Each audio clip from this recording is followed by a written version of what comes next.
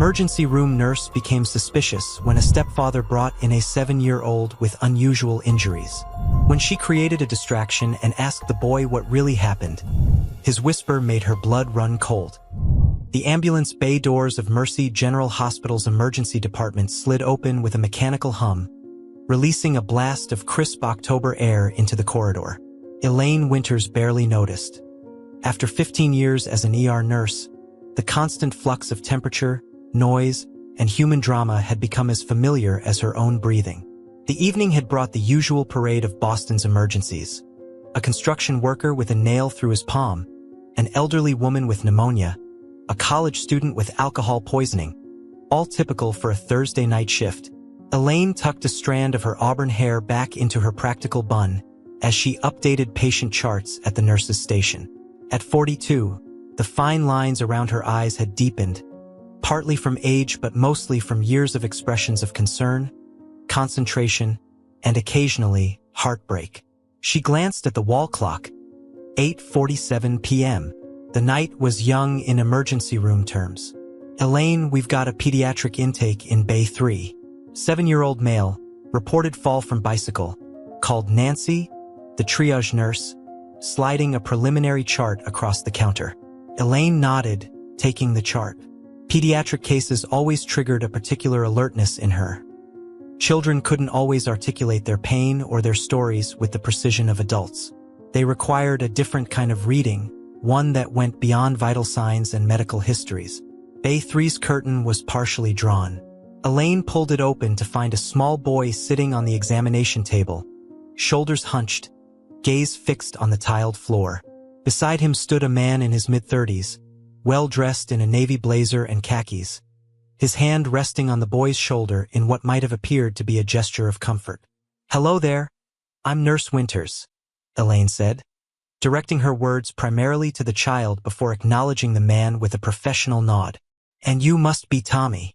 The boy, Tommy, lifted his eyes briefly, revealing a startling blue that contrasted with his pallid complexion, then returned his gaze to the floor. He didn't speak. "Yes, this is Tommy Mills. I'm Richard Blackwood, his stepfather," the man interjected, extending his free hand. His grip was firm, his smile practiced, the kind that business professionals perfect for meetings. "Thank goodness you can see us." He took quite a tumble from his new bike. Elaine smiled warmly at Tommy, setting the chart down. "Mind if I take a look at where you're hurt?" she asked, keeping her voice gentle. Tommy shrugged, a barely perceptible movement. "He's a bit shy," Richard explained, his tone carrying a note of apology tinged with something else.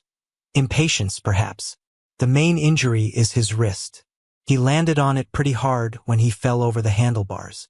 But he's got some scrapes too on his back and arms." Boys and their adventures, right? Elaine maintained her professional demeanor, but something in Richard's explanation raised a quiet flag in her mind. She'd heard countless injury stories over the years, and there was an over-rehearsed quality to his account that felt discordant. "When did this happen, Tommy?" she asked, directing the question to the boy as she gently examined his swollen left wrist. Before Tommy could answer, Richard cut in. "Just this afternoon, around 4. I was at work and he was riding in the driveway. My wife Jessica usually watches him, but she's on a night shift at the Harborview Hotel. Tommy called me. Smart boy knew to use his mom's cell, and I came right home and brought him here." Elaine nodded, noting how Richard answered for the child. She also noted Tommy's slight flinch when his stepfather mentioned his mother. "Tommy, I'm going to need to check your other injuries too. Would you mind taking off your shirt so I can see your back?"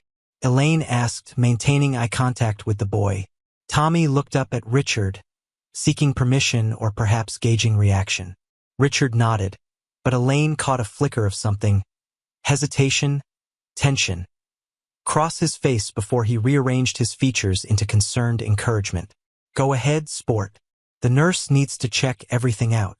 Tommy slowly removed his long-sleeved t-shirt, revealing a torso that was too thin for a 7-year-old. But it was the bruising that immediately caught Elaine's attention. Yellow-green marks along his ribcage that were at least several days old, not fresh from a bike accident that allegedly happened hours ago. On his upper arms were circular marks that Elaine recognized with a sinking feeling. They resembled cigarette burns in various stages of healing. Elaine kept her expression neutral while her mental alarm bells rang louder. The pattern of injuries was inconsistent with a simple fall from a bicycle. The wrist injury itself appeared to be a Cole's fracture, common in falls, but the discoloration suggested it was older than claimed, perhaps 2 or 3 days old rather than hours. These bruises look like they might be from earlier accidents, Elaine commented, her tone conversational as she made notes on the chart. Has Tommy had other falls recently? Richard shifted his weight, his hand moving to rest on Tommy's shoulder again, in what now seemed to Elaine like a restraining gesture rather than a comforting one. He's an active kid, Richard replied smoothly, always climbing trees, jumping off things. Last week he fell off the swing set. I keep telling Jessica we need to keep a closer eye on him, but you know how boys are. Fearless. Tommy remained silent, but Elaine noticed his fingers gripping the edge of the examination table, knuckles white. Tommy, does your wrist hurt a lot? Elaine asked, carefully palpating around the swollen area.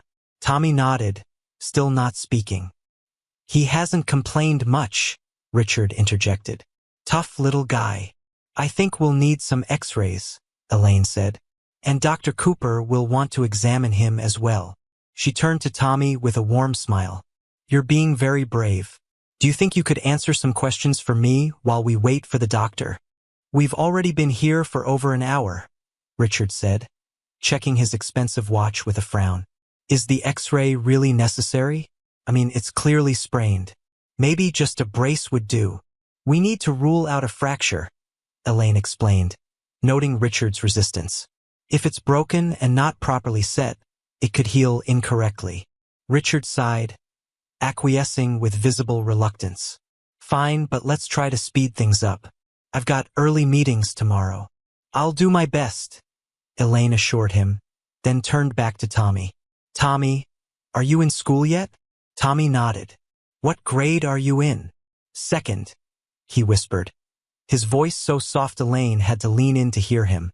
And do you like school? A shrug. His teacher says he's very bright, Richard cut in. But sometimes he doesn't apply himself. We're working on that, aren't we, Tommy? Tommy nodded, but the movement seemed mechanical. Elaine continued her examination, noting more inconsistencies. There were no abrasions on the palms, which would be expected if he'd tried to break a fall. The scrapes on his back were in places unlikely to be injured in a bike accident. Most concerning was a handprint-shaped bruise partially visible on his upper arm, emerging from beneath his sleeve. I'm going to check your vital signs now, Tommy, Elaine said, wrapping a blood pressure cuff around his small arm. As she leaned in, she whispered very quietly, You're safe here, Tommy. His eyes darted to hers, a flicker of something, hope, perhaps, before they clouded again with fear. Elaine recorded his blood pressure and pulse, both elevated, which could be attributed to pain but also to stress. She needed to create an opportunity to speak with Tommy alone, but Richard's hovering presence made this challenging. Mr. Blackwood, we'll need to complete some additional paperwork since this is Tommy's first visit to our ER, Elaine fabricated smoothly. Would you mind stepping over to the registration desk? Nancy will help you with the forms. I'll stay with Tommy while we wait for Dr. Cooper. Richard hesitated, then nodded. Sure, of course. He turned to Tommy, his voice dropping to a register that contained a subtle warning. Be good for the nurse, Tommy. I'll be right back. As Richard stepped out, Elaine noticed Tommy's shoulders drop slightly, as if relieved of an invisible weight. She busied herself preparing for the doctor's examination, giving Tommy a moment to adjust to his stepfather's absence. Tommy, she said gently, positioning herself so she could see if Richard returned. Did you really fall off your bike today? Tommy stared at his lap, unmoving. It's okay if you did, Elaine continued softly. But if something else happened, you can tell me. My job is to help kids feel better. And sometimes that means finding out what really made them hurt. Tommy glanced toward the curtain, checking for Richard. He's still doing paperwork, Elaine assured him. It's just you and me right now. After a long moment, Tommy raised his eyes to meet hers. They were filled with a weariness no 7-year-old should possess. "I don't have a bike," he whispered, the words barely audible. Elaine felt her heart constrict. "Can you tell me what happened to your wrist, Tommy?" Tommy swallowed hard. He got mad. "Because I spilled juice on his computer papers." "Your stepfather?" "Richard." A tiny nod. "And your back?" "The marks on your back and arms." Tommy's eyes welled with tears. "Different times. When I'm bad." His voice trembled. "Please don't tell him I told you," he said. He broke off, a tear sliding down his pale cheek. "What did he say, Tommy?" Elaine prompted gently, fighting to keep her voice steady despite the cold anger building inside her. "He said he'd hurt Mom if I told. He locks me in the basement when I'm bad. Sometimes for days." Tommy's voice cracked. "Please don't tell him I told you." Elaine heard footsteps approaching and quickly squeezed Tommy's hand. "You're very brave for telling me, Tommy. I won't let him hurt you again." Dr. James Cooper, a veteran emergency physician with salt and pepper hair and kind eyes, entered just as Richard returned. Elaine gave the doctor a meaningful look that communicated the need to speak privately. "Mr. Blackwood, I'm Dr. Cooper. Let's take a look at our young patient here," he said, shaking Richard's hand before turning his attention to Tommy. "Hello, Tommy. Nurse Winters tells me you've had an accident." While Dr. Cooper began his examination, Elaine excused herself, ostensibly to arrange the X-ray. Once outside the curtain, she moved quickly to the nurse's station, where she placed a call to Mia Patel, the hospital's social worker on duty. Years of dealing with suspected abuse cases had taught her the protocols well. "Mia, it's Elaine in the ER. I need you for a suspected child abuse case in Bay 3. 7-year-old male, multiple suspicious injuries inconsistent with the reported cause, and he's just disclosed physical abuse by his stepfather who's present." "I'll be right down," Mia replied. "Have you documented everything?" "Working on it now. Also need to check if there's a history of ER visits for this child. Name is Tommy Mills, 7 years old. On it. I'll contact Child Protective Services and alert security to stand by discreetly." "Thanks, Mia. The stepfather is becoming agitated about the time we're taking. We may need to manage him carefully." Elaine ended the call and quickly updated Tommy's chart with his disclosure, adding detailed notes about the pattern and aging of his injuries.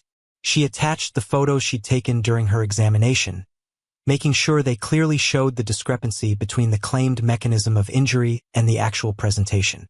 When she returned to Bay 3, Dr. Cooper was completing his examination. Like Elaine, he'd recognized the signs of potential abuse and was maintaining a professional demeanor while gathering more evidence.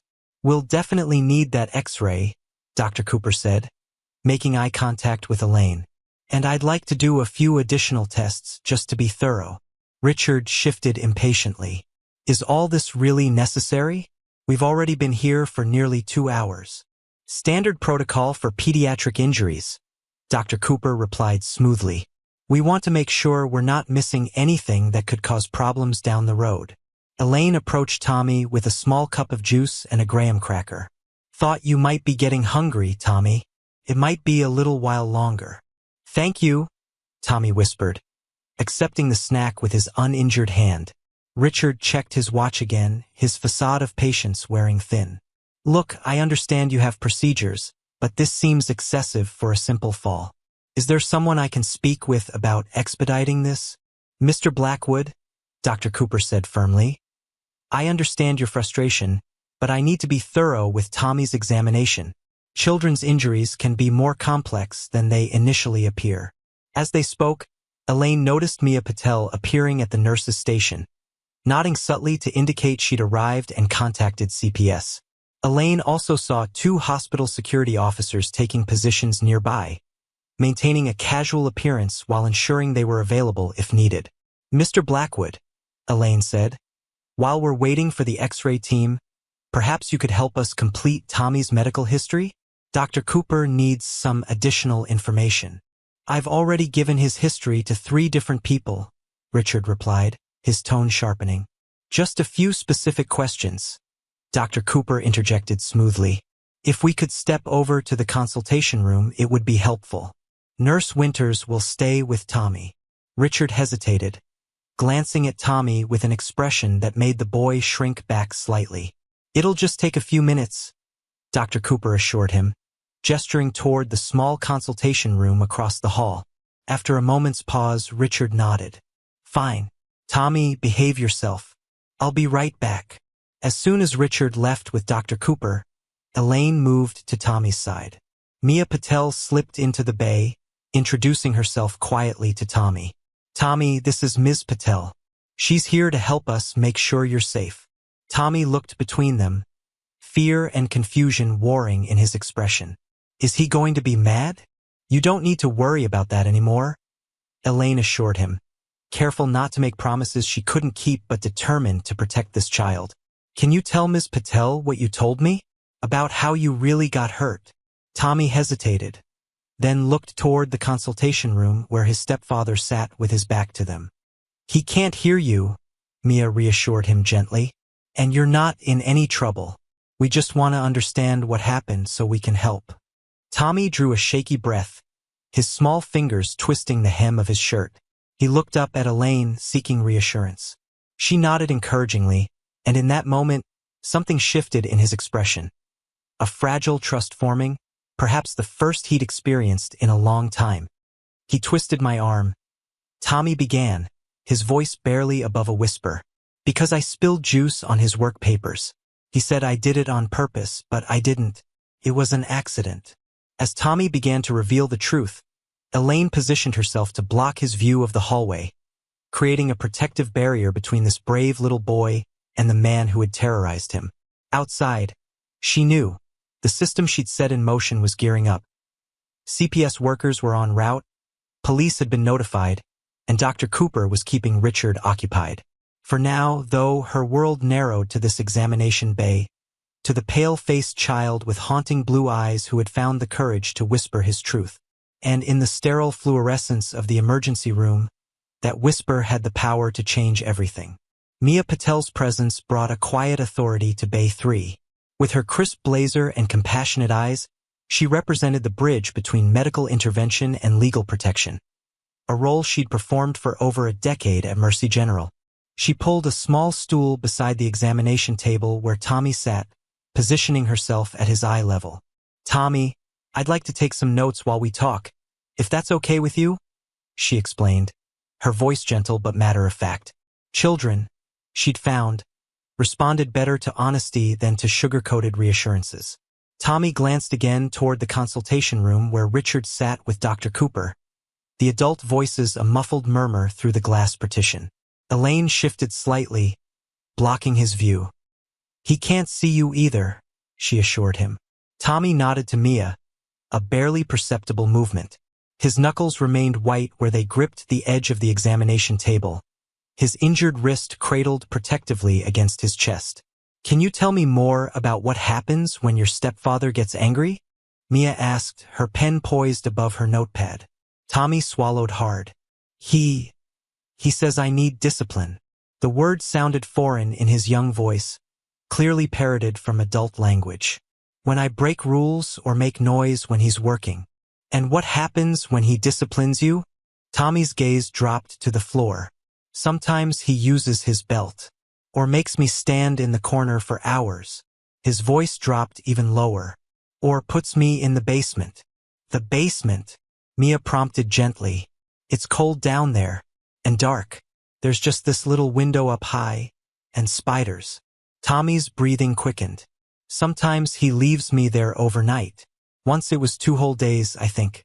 I had to use a bucket for the bathroom. Elaine felt a cold rage building inside her chest, but kept her expression professionally neutral. She'd seen many abuse cases over the years. Each one ignited that same protective fury, but experience had taught her to channel it into methodical action rather than emotional reactions. Does your mom know about this? Mia asked. Tommy's face crumpled slightly. She tries to stop him sometimes, but then he hurts her too. He looked up at Elaine with frightened eyes. He said if I ever told anyone, he'd hurt her so bad she'd have to go to the hospital. And then I'd go to foster care where people hurt kids even worse. Mia made notes, her pen moving steadily across the page despite the horror of what she was documenting. Tommy, has your stepfather ever hurt you in other ways? Ways that might be hard to talk about. Tommy looked confused for a moment, then shook his head. Just hitting and the basement, and sometimes not letting me eat if I'm bad. Elaine and Mia exchanged a glance. Sexual abuse often accompanied physical abuse, but Tommy's response seemed genuine. It was one small mercy in an otherwise grim situation. When did your wrist get hurt, Tommy? Was it today? Elaine asked. Tommy shook his head. Monday. He got mad because I didn't finish my homework before he got home from work. That's 3 days ago, Elaine noted. Another confirmation that Richard's story was fabricated. Has it been hurting the whole time? Tommy nodded. Mom wanted to bring me to the doctor yesterday, but he said I was fine. Mia continued her gentle questioning, building a timeline of abuse that stretched back to Richard's entry into Tommy's life 2 years earlier. As they talked, Elaine kept a watchful eye on the consultation room, where Dr. Cooper was still engaged in conversation with Richard. Through the glass, she could see Richard's growing agitation. Checking his watch, gesturing emphatically. Tommy, Elaine said, you've been very brave telling us the truth. We're going to make sure you stay safe now. Tommy's eyes widened with a mixture of hope and fear. What's going to happen? Before Elaine could answer, the emergency department doors slid open, admitting a rush of cold night air and a frantic woman in her early 30s. Her blonde hair was hastily pulled back, her coat buttoned incorrectly as if she'd dressed in a hurry. Her eyes darted around the waiting area before she approached the reception desk. Jessica, Tommy whispered, spotting his mother. Elaine felt a surge of both relief and apprehension. The mother's arrival complicated matters, but could also provide crucial information. That's your mom? She confirmed. Tommy nodded, his eyes not leaving Jessica as she spoke urgently with the reception nurse, who pointed toward Bay 3. When Jessica turned and saw Tommy, her face flooded with relief. She rushed toward him, oblivious to Mia's and Elaine's presence until she was nearly at the bedside. Tommy! Oh God! Are you okay? I got home and the neighbor said Richard brought you to the hospital. She broke off, finally registering the two women. Her hand flew to her mouth when she saw Tommy's wrist. What happened? Before Tommy could speak, Jessica's gaze landed on the bruises visible on his torso, where his t-shirt was still off. Something shifted in her expression. A flash of recognition quickly replaced by a rehearsed concern. Did you fall off your bike, sweetie? Richard left me a message about your bike. The practiced nature of the question told Elaine everything. Jessica was part of the cover-up, whether through fear, coercion, or some complex mixture of both that often characterized abusive domestic relationships. Mrs. Mills, Elaine said, I'm Nurse Winters. This is Mia Patel, our hospital social worker. Jessica's posture stiffened immediately. Her eyes, the same startling blue as Tommy's, widened with alarm. Social worker? She repeated, her voice rising slightly. Why would... Tommy just had an accident. Mrs. Mills, Mia said gently. We have some concerns about Tommy's injuries. They don't appear consistent with a bicycle fall. Jessica's gaze darted to the consultation room, where she'd spotted Richard. He was now standing, gesturing as he spoke to Dr. Cooper, clearly becoming more agitated. Her hand moved unconsciously to her throat in a protective gesture. I don't understand, she said, but her voice lacked conviction. Tommy's always been active, always getting scrapes and bruises. Jessica, Elaine said, using her first name deliberately to establish connection. Tommy's wrist fracture is at least 3 days old, not from today. And there are other injuries, cigarette burns, belt marks, that couldn't possibly come from falling off a bicycle. Jessica's face paled, but she maintained her denial. You're mistaken. Richard said, I don't have a bike. Tommy interrupted softly. Mom, I told them. Jessica froze, her gaze locking with her son's. Something unspoken passed between them, a recognition, perhaps, that the carefully maintained facade was crumbling. Fear flashed across her features, followed by a cascade of other emotions. Shame, guilt, and beneath it all, a trace of relief. "Jessica," Mia said, "Tommy has told us about the basement, about the punishments, about Richard hurting both of you." Jessica's hands began to tremble. "You don't understand," she whispered. "You can't.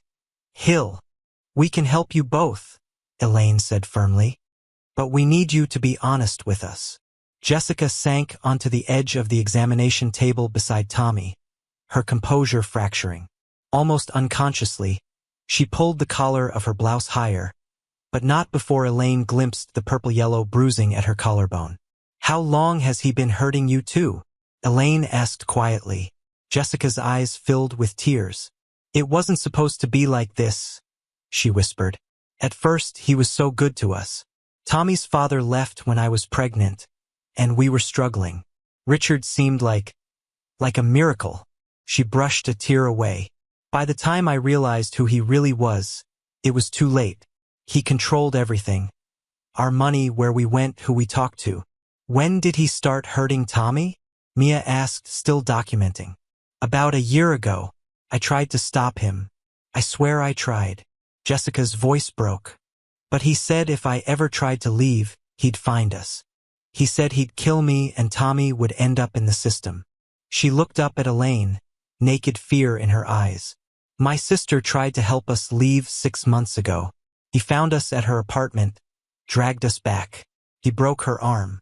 After that, I was too scared to try again." "Has he hurt you tonight?" Elaine asked, noting Jessica's stiff movements. Jessica hesitated, then nodded slightly. "When he called about bringing Tommy to the hospital, I wasn't at work like he told you. He doesn't let me work anymore. I was at home and I wanted to come with them, but he said no. When I insisted, She gestured vaguely at her ribs. "He said he'd deal with it, make up a story. He always does." While they spoke, Elaine noticed Dr. Cooper had moved to stand between Richard and the curtained bay, effectively blocking his view. The security officers had also shifted position, moving closer to the consultation room. Through the glass, she could see Richard becoming increasingly animated, pointing toward Bay 3 and checking his watch repeatedly. "Jessica," Mia said, "we've contacted Child Protective Services. They're on their way. Given what Tommy has disclosed and what we're seeing, they'll likely recommend emergency protective custody." Fresh panic flashed across Jessica's face. "You're taking Tommy away?" "Not from you," Mia clarified. "The goal would be to place you both in emergency shelter tonight, away from Richard, while a protection order is processed." "He'll find us," Jessica whispered, the fear in her voice palpable. "He always does." "Not this time," Elaine assured her. "The police have been called as well. With your testimony and Tommy's, plus the medical evidence, there's enough to arrest Richard tonight." Jessica's breathing quickened to near hyperventilation. "You don't understand. He has friends in the department. He's a financial advisor for half the police pension fund. That's why I never reported, never called." Mia placed a calming hand on Jessica's arm. "Jessica, I know this is overwhelming, but right now, I need you to focus on Tommy and yourself. Will you let us photograph your injuries as well? It will strengthen the case." Jessica looked at Tommy, who was watching her with a mixture of fear and hope.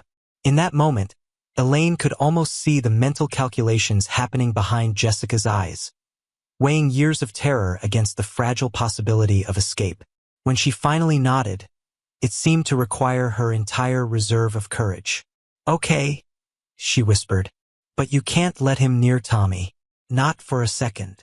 "I promise," Elaine said, meaning it with every fiber of her being. While Mia took Jessica to a private examination room to document her injuries, Elaine stayed with Tommy. Through the glass partition of the consultation room, she could see that Richard's patience had finally snapped. He was standing now, voice raised enough that muffled fragments carried across the ER. Dr. Cooper, an experienced hand at managing difficult situations, maintained his professional calm, but Elaine could see the tension in his posture. "Is my mom going to be okay?" Tommy asked, watching the same scene. Yes, Elaine assured him, hoping she was right. Ms. Patel is helping her right now. And soon, some people from an agency called Child Protective Services will come to help make sure you both stay safe. Away from Richard? Yes, away from Richard. Tommy absorbed this, his small face serious. He's really mad now, he observed, watching his stepfather's gesticulations through the glass. You don't need to worry about that, Elaine said, though she was concerned herself. Richard's escalating behavior suggested he was realizing that his control was slipping. Men like Richard, she knew from experience, became most dangerous when they felt their power threatened. She was just about to suggest a distraction when the consultation room door flew open. Richard strode out, Dr. Cooper following close behind. The security officers straightened, alert to the sudden movement. Enough of this, Richard announced, his voice carrying across the ER. We've been here for nearly 3 hours for a simple sprain. I'm taking my stepson home. He stalked toward Bay 3, his expression thunderous. Elaine stepped forward, placing herself between Richard and Tommy. Mr. Blackwood, we haven't completed Tommy's examination yet, she said firmly, maintaining her professional demeanor despite the alarm bells ringing in her head. Where's his mother? Richard demanded, noticing Jessica's absence. Did she finally show up? Mrs. Mills is speaking with our social worker, Dr. Cooper interjected, having caught up to Richard. Standard procedure for pediatric injuries. Richard's face flushed. Social worker? What the hell for? This is ridiculous. Tommy, get your shirt on. We're leaving. Tommy shrank back on the examination table, his eyes wide with fear. Elaine remained planted in Richard's path. I'm afraid Tommy can't leave yet, she said, her voice steady despite her pounding heart. We're still waiting on the X-ray results, and there are some additional concerns we need to address. Richard stepped closer, using his height to loom over Elaine.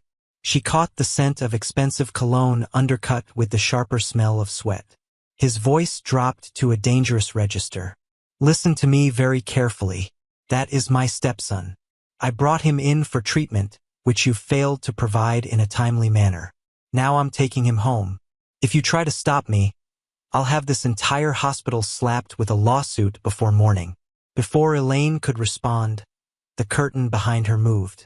Jessica stepped through, Mia following close behind.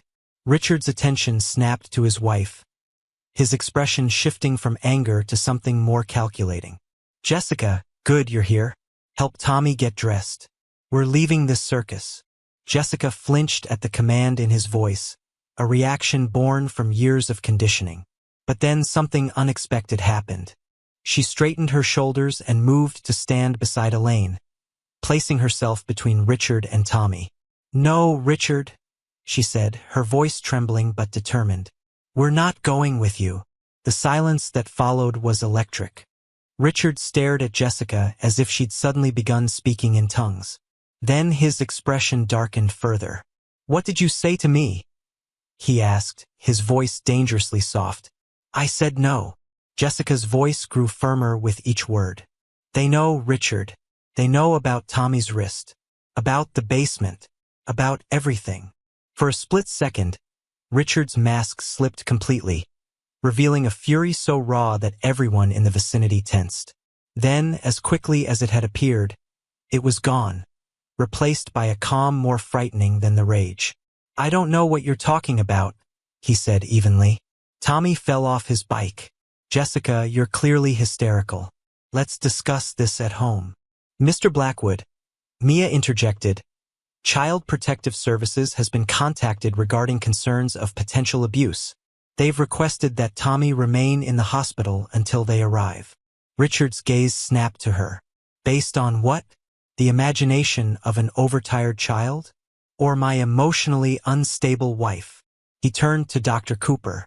Doctor, surely you recognize a case of parental alienation when you see one. Jessica and I have been having some marital difficulties. She's clearly using Tommy to punish me. The medical evidence doesn't support your explanation of Tommy's injuries, Dr. Cooper replied firmly. The fracture pattern and aging of the bruises are inconsistent with a bicycle accident from today. A muscle twitched in Richard's jaw. Elaine could almost see him recalculating, looking for another angle of attack. "Fine," he said after a moment. "Have your x-rays. Complete your examination. But I'll be staying right here with my stepson." He fixed Jessica with a look that made her shrink back slightly. "And then we'll all go home and sort this out as a family." The implicit threat in his words hung in the air. Elaine exchanged glances with Mia and Dr. Cooper, a silent communication passing between them. They needed to keep Richard contained until the police and CPS arrived. "Mr. Blackwood," Dr. Cooper said, "while you're welcome to stay, I must ask that you remain in the waiting area. Hospital policy limits the number of people in examination bays." "That's my stepson," Richard countered. "And my wife. I have every right—" "Sir," interrupted a deep voice.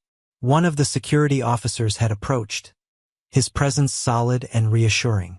"I need to ask you to step back to the waiting area as the doctor requested." Richard looked from the officer to Dr. Cooper, then to Jessica and Tommy. Calculation played across his features as he weighed his options. Finally, he nodded, his business persona sliding back into place. "Of course. I understand hospital protocols. I'll be right outside, Jessica." His tone carried a warning. "Don't do anything you'll regret." As Richard reluctantly moved to the waiting area, escorted by the security officer, Elaine noticed his hand slip into his pocket, retrieving his phone. He began typing rapidly, his expression grim. She felt a new wave of concern. Was he contacting someone? An attorney? Or, more worryingly, one of the police contacts Jessica had mentioned? "He's calling someone," Jessica whispered, having noticed the same thing. "He always has a plan B. Always." Before Elaine could respond, the emergency department doors opened again. Two individuals entered, a woman in her 40s with a practical bob and a leather portfolio, accompanied by a younger man in a button-down shirt and khakis. They approached the nurse's station, presented identification, and were directed toward Bay 3. "CPS," Mia murmured, recognizing the pair. "Let me handle the initial contact." While Mia stepped away to brief the CPS workers, Elaine remained with Jessica and Tommy. The boy had grown increasingly pale, overwhelmed by the chaos swirling around him. Elaine checked his vital signs again, concerned about the toll the stress was taking. "How about we get you a little more comfortable?" she suggested, adjusting the examination table to a semi-reclined position. "You've been sitting up for a long time." Tommy nodded gratefully, leaning back as Elaine arranged a pillow behind him. Jessica hovered close, clearly torn between staying at her son's side and watching Richard in the waiting area. "He's not going to give up," she said quietly to Elaine. "You don't know him like I do. He'll find a way to twist this, to make it seem like I'm the unstable one. He's done it before." "The medical evidence is clear," Elaine reassured her. "And Tommy's statement can be questioned," Jessica interrupted. "He'll say I coached Tommy, that I'm poisoning him against his stepfather. He's a financial advisor for half the judges in the county. People listen when he talks." The fear in Jessica's voice was so raw, so visceral, that Elaine couldn't dismiss it. In her years as an ER nurse, she'd seen how systems designed to protect the vulnerable could fail them, how abusers with resources and social standing could manipulate those systems to their advantage. "Jessica," Elaine said, placing a hand on the frightened woman's arm, "I believe you. Dr. Cooper believes you. We will make sure your voice is heard." Jessica's eyes, so like Tommy's, filled with tears. "Do you promise?" Before Elaine could answer, raised voices from the waiting area caught their attention. Richard was engaged in an animated conversation with someone who had just arrived, a man in plain clothes with the unmistakable bearing of a police officer. The man clapped Richard on the shoulder in a gesture of familiarity. Jessica's face drained of color. "That's Detective Harmon," she whispered. "He's Richard's golf partner. I told you he had friends in the department." Across the ER, Mia and the CPS workers noticed the new arrival as well.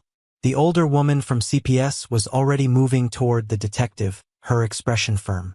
Dr. Cooper joined her, creating a unified front.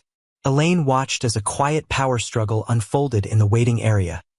Richard and his police ally on one side, the CPS workers and Dr. Cooper on the other. Words were exchanged, identification presented, policies cited. Richard's confidence seemed to grow with the detective's arrival, his posture relaxing into the assured stance of a man who believed the tide was turning in his favor. "He's going to win again," Jessica murmured, watching the same scene. "He always does." In that moment, Elaine made a decision. She'd followed protocols, activated the system, documented the evidence. But systems could fail, especially when manipulated by people with influence. Sometimes, protection required a more direct approach. "Jessica," she said quietly, "is there someone you trust completely? Someone Richard doesn't know about, or wouldn't think to check with?" Jessica thought for a moment. "My college roommate, Diane. She lives in Vermont now. Richard never met her. We reconnected on social media last year, but I kept it secret from him. Does she have her own place? Would she take you in temporarily?" Understanding dawned in Jessica's eyes. "You think we should run?" "Not run," Elaine clarified. "Relocate to safety while the legal process unfolds. My brother is a lawyer who specializes in domestic violence cases. He's helped arrange emergency relocations before, completely above board and legally protected." Hope flickered across Jessica's face, quickly followed by doubt. "But they'll be watching us now. Richard, the detective, they won't just let us walk out." Elaine squeezed her arm reassuringly. "Let me make a call. There might be another way." As Elaine stepped away to contact her brother, she glanced back at Tommy, now half asleep on the examination table, exhausted by fear and pain and the weight of his own brave truth. In the sterile fluorescence of the emergency room, his small form seemed impossibly vulnerable. The system should protect him, but Elaine had seen enough to know that sometimes the system needed help. And sometimes that help came in the form of people willing to stand in the gap. Nurses who listened to whispered truths, mothers who found their courage, and those who understood that sometimes safety required extraordinary measures. In the waiting area, Richard was smiling now, the detective's hand on his shoulder. Elaine turned away from the sight, her resolve hardening. The night was far from over, and the true battle for Tommy's safety had only just begun. Elaine Winters ended her call and slipped her phone back into her scrubs pocket. Her brother, Mike, had been clear. Document everything, follow every protocol, and most importantly, maintain a continuous chain of custody for Tommy. If Richard had connections within the police department, the only defense was procedural perfection. As she returned to Bay 3, a palpable tension had settled over the emergency department. In the waiting area, Richard continued his hushed conversation with Detective Harmon, while the CPS caseworkers and Dr. Cooper seemed to be in a standoff with them. Hospital security had positioned themselves strategically, not overtly threatening, but present enough to make a statement. "Nurse Winters," called Vivian Moore, the senior CPS caseworker. "Could we have a word?" Elaine approached the group, maintaining her professional demeanor despite the churning in her stomach. Up close, Detective Harmon looked every bit the picture of authority. Salt and pepper hair cropped close, shoulders squared beneath his sport coat, badge clipped to his belt. His expression was neutral, but his eyes held a coldness that sent a warning signal through Elaine's body. "Detective Harmon is concerned that we may be overreacting to a simple accident," Vivian explained, her tone making it clear she disagreed. "He's suggested that the child could be released to Mr. Blackwood's custody tonight while the investigation proceeds." Richard stood slightly behind the detective, his expression a perfect mask of concerned confusion. "I just want to take my family home," he said, his voice calibrated to project reasonable frustration. "This has been traumatic enough for Tommy." Elaine met Vivian's eyes, a silent communication passing between them. Both women had seen this dynamic play out before. The powerful man, the official ally, the system bending to accommodate them. "The medical evidence doesn't support Mr. Blackwood's account," Elaine stated firmly. "Tommy's wrist fracture is days old, not hours." He has cigarette burns on his arms and belt marks on his back. Alleged cigarette burns, Detective Harmon corrected. Children get all kinds of marks that can be misinterpreted. And as for the timing of the injury, isn't it possible the mother simply misremembered? Stress affects people's recall. Tommy himself disclosed the abuse, Elaine countered, and his mother has confirmed it. A flicker of something, annoyance perhaps, crossed Richard's carefully composed features. My wife is under a great deal of strain. She's been struggling with anxiety, hasn't been herself lately. As for Tommy, children can be influenced by leading questions. No one led the child, Vivian interjected, her years of experience evident in her firm tone. And our preliminary assessment indicates substantial risk if he returns home. Detective Harmon sighed, as if dealing with stubborn children. Look, I understand everyone's doing their job here, but let's not turn a family disagreement into a criminal case before we have all the facts. Richard here is a respected member of the community, not some criminal, Dr. Cooper finished, joining the conversation. Detective, with all due respect, social standing doesn't immunize anyone from abusing a child. The medical evidence is clear, and in my professional judgment, returning this child to Mr. Blackwood would constitute negligence on our part. Tension crackled in the air as the two men stared at each other. Before Detective Harmon could respond, the emergency department doors slid open again, admitting two uniformed police officers. They paused at the reception desk, then headed toward the group. Officers Adams and Rodriguez. The female officer introduced them, nodding to Detective Harmon. We were dispatched for a child abuse report. Relief washed through Elaine. These were regular patrol officers, not detectives from Harmon's division. The system hadn't completely failed yet. Detective Harmon stepped forward. I've got this covered. Simple misunderstanding that's being resolved. Officer Rodriguez frowned slightly. Dispatch said CPS requested police presence for a protective custody situation. That's why we were sent directly. And we're still making that request, Vivian confirmed, stepping forward with her credentials. We've initiated emergency protective custody based on medical evidence and the child's disclosure of ongoing physical abuse. A muscle twitched in Detective Harmon's jaw. This is my jurisdiction, officers. I'll handle the follow-up. With respect, Detective, Officer Adams replied, if CPS has initiated protective custody, our procedure is to secure the child's safety first, then coordinate with detectives after. Richard's mask of calm was beginning to slip. He moved closer to Detective Harmon, whispering something in his ear. The detective nodded slightly, then addressed the officers again. Fine. Follow protocol. But I'll be overseeing this case personally. He turned to Richard.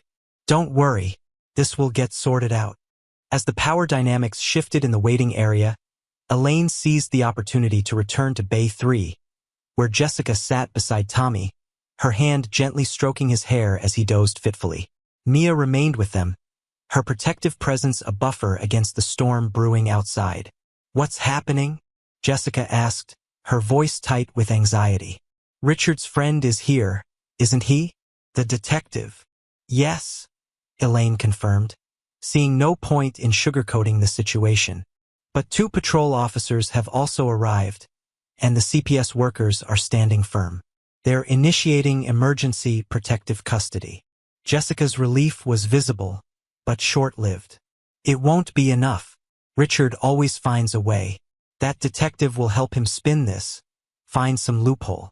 Not this time, Elaine assured her, though her own confidence was far from complete. The medical evidence is clear and Tommy's statement can be challenged, Jessica finished. Richard will say I coached him, that I'm mentally unstable, that I'm trying to poison Tommy against him. He's done it before when I tried to get help from my doctor. He convinced them I was having delusions.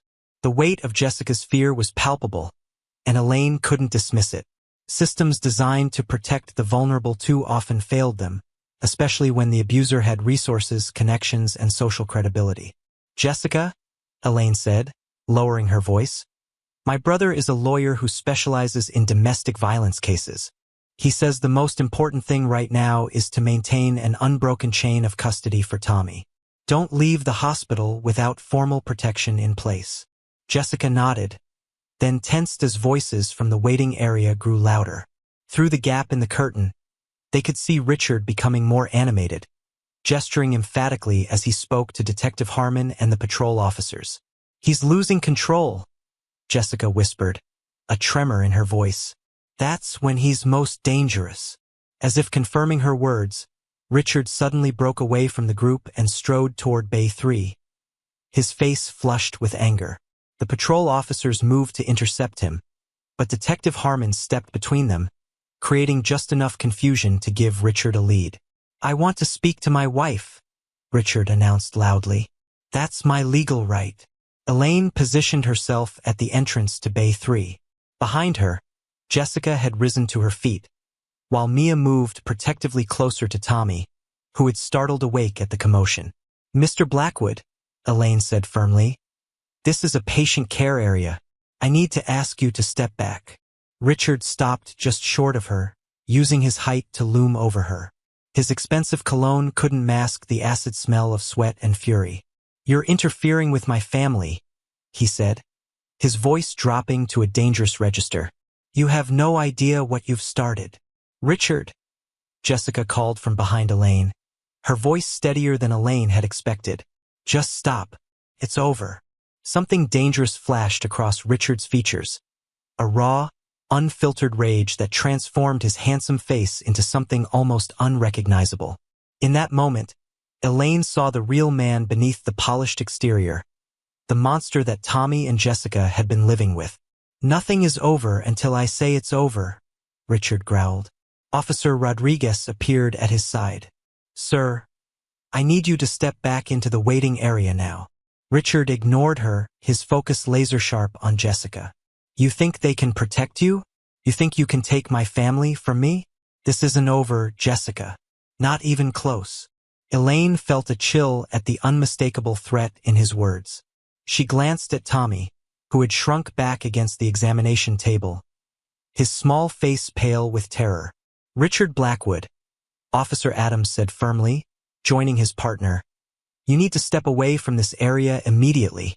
For a tense moment, Richard remained frozen, his body coiled with fury. Then, abruptly, he seemed to collect himself. The mask of civility slipped back into place, though it fit imperfectly now, like a suit that had been torn and hastily repaired. "Of course, officer," he said, his voice returning to its smooth, professional register. "I'm merely concerned about my family. This has all been a terrible misunderstanding." As the officers escorted Richard back to the waiting area, Elaine exhaled slowly, aware that the confrontation had been defused but not resolved. Jessica sank back onto her chair, trembling slightly. "You see?" she whispered. "That's who he really is. That's who we've been living with." Tommy remained silent, but his eyes followed Richard's retreating form with a mixture of fear and something else. Perhaps the first fragile stirrings of hope that the nightmare might actually end. Dr. Cooper approached, his expression grim. "The officers are going to remain with Mr. Blackwood while CPS completes their initial assessment. Vivian would like to speak with you both now, Jessica." As Dr. Cooper escorted Jessica and Mia to a private consultation room to meet with the CPS workers, Elaine stayed with Tommy. The X-ray technician had arrived, and the process of documenting Tommy's injuries continued, each image adding to the case against Richard. "Is my mom okay?" Tommy asked as Elaine gently positioned his wrist for the X-ray. "Yes," Elaine assured him. "She's talking to some people who are going to help make sure you both stay safe." Tommy nodded, processing this. "Richard is really mad," he observed quietly. "You don't need to worry about that," Elaine said, though she was concerned herself. Richard's behavior was growing increasingly erratic, a dangerous sign in an abuser who felt his control slipping away. After the X-rays were completed, Elaine returned Tommy to Bay 3.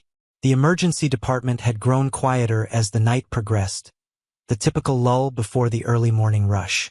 Through the waiting area windows, she could see Richard seated between the two patrol officers, Detective Harmon standing nearby, speaking into his phone. "Would you like something to drink, Tommy?" Elaine asked, trying to establish some normalcy amid the chaos. "We have apple juice or ginger ale." "Apple juice, please," Tommy replied, a ghost of a smile touching his lips. Elaine was just turning toward the supply room when a commotion erupted in the waiting area. Richard had apparently received a phone call, and whatever news he'd received had triggered another outburst. He was on his feet, gesticulating wildly as Detective Harmon tried to calm him. Officer Rodriguez moved between Richard and the doors to Bay 3, her hand resting on her belt in a clear warning. Officer Adams spoke into his radio, likely calling for backup. "What's happening?" Tommy asked, his voice rising with alarm. Before Elaine could answer, Richard made a sudden move, not toward Bay 3, but toward the emergency exit. Officer Adams lunged to intercept him, but Richard feinted left, then darted right, evading the officer's grasp. In seconds, he had disappeared through the exit door, triggering the alarm. The emergency department erupted into controlled chaos. The patrol officers gave chase, radioing for assistance. Detective Harmon followed more slowly, his expression unreadable. Hospital security moved to secure the remaining exits. Elaine's first thought was for Tommy's safety.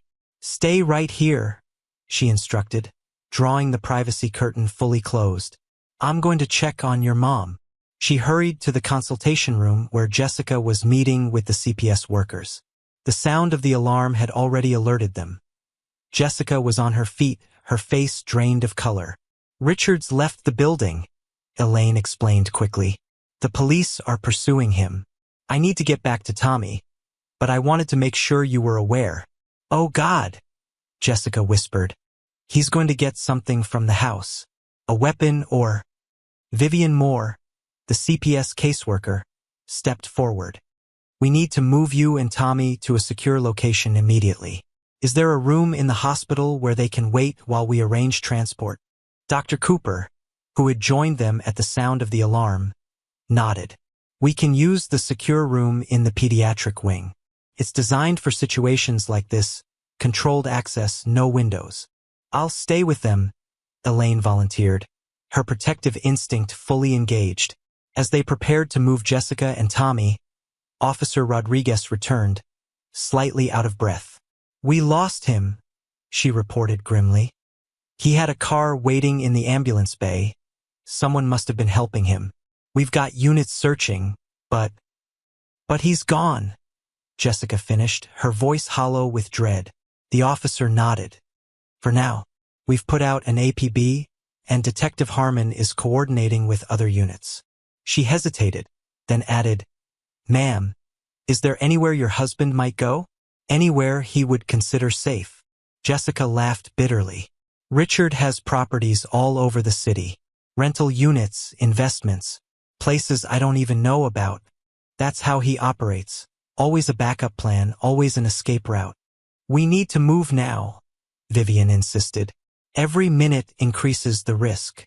Dr. Cooper led the way as they returned to Bay 3. Tommy was sitting exactly where Elaine had left him, his eyes wide with fear at the commotion. "We're going to a different room, Tommy," Elaine explained, keeping her voice calm. "Somewhere quieter, where you and your mom can rest a bit." Tommy nodded, sliding off the examination table. When Jessica entered, he ran to her, wrapping his good arm around her waist.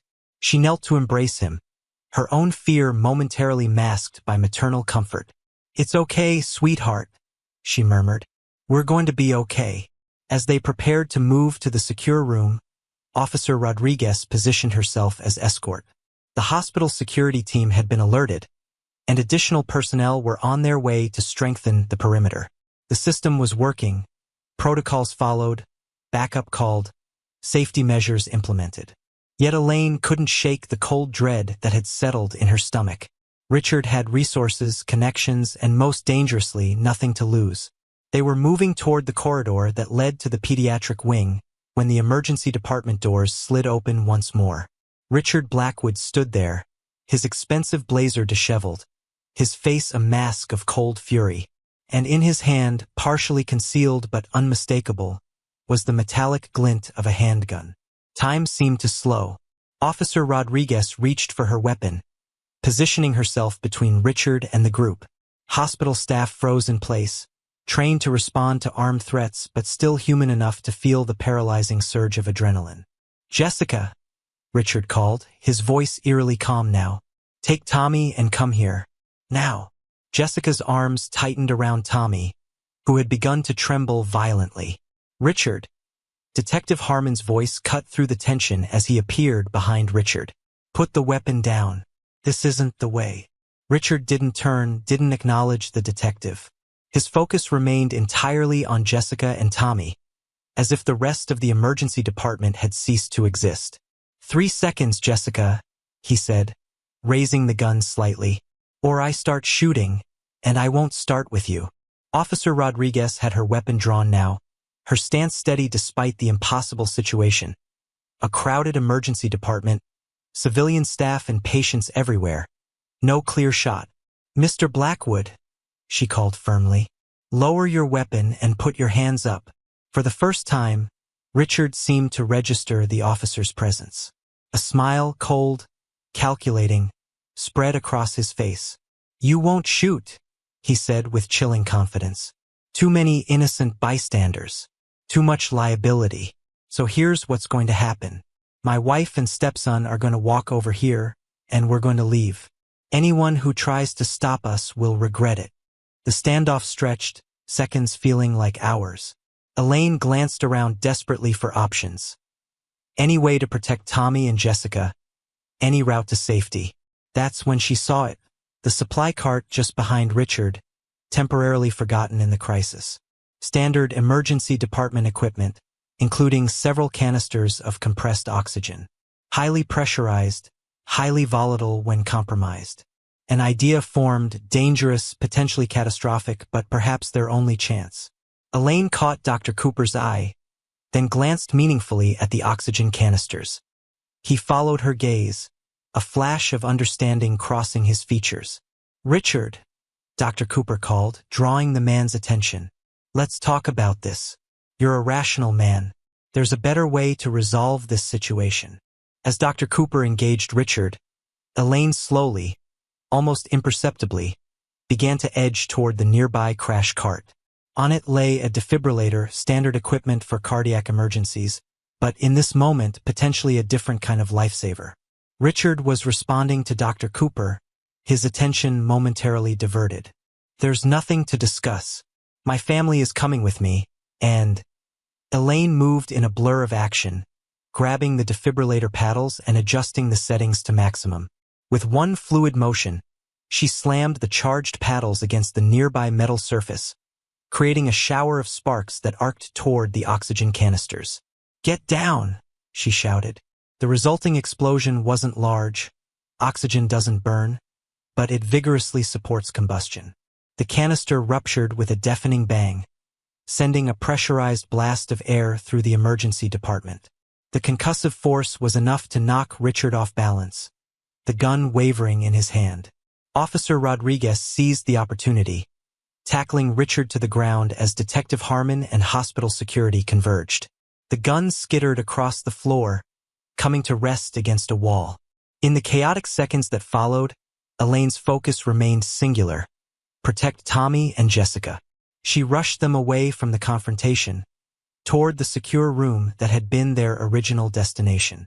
Behind them, the sounds of struggle faded as Richard was subdued and restrained. His shouts of rage gave way to threats, then to demands for a lawyer. The system had engaged fully now. Additional police had arrived, hospital protocols for armed threats had been activated, and the legal machinery for protecting abuse victims had begun to turn. Inside the secure room, Tommy clung to his mother, his small body shaking with the aftermath of terror. Jessica wasn't much steadier, her face pale with shock, her breathing ragged. "Is he gone?" Tommy whispered. "Really gone?" Elaine knelt beside them, her own adrenaline still coursing but her voice steady. "Yes, Tommy. The police have him now. He can't hurt you anymore." Jessica looked at Elaine, a complex mixture of emotions playing across her features: gratitude, disbelief, and the first tentative glimmerings of hope. You risked your life, she said softly. For us. For strangers. Elaine shook her head. You're not strangers. Not anymore. As the night gave way to the earliest hints of dawn, Elaine stayed with them, her presence a steady anchor in the aftermath of violence. Outside the secure room, the system continued its work. Richard was processed into custody, charges were filed, protective orders were initiated. The legal machinery, once engaged, had its own momentum. But inside this quiet room, something more fundamental was happening. A small boy who had found the courage to whisper his truth was beginning to understand that some adults could be trusted. A mother who had been trapped in the prison of fear was taking her first breaths of freedom. And a nurse who had trusted her instincts was witnessing the first fragile moments of healing. The night had been long, filled with danger and fear.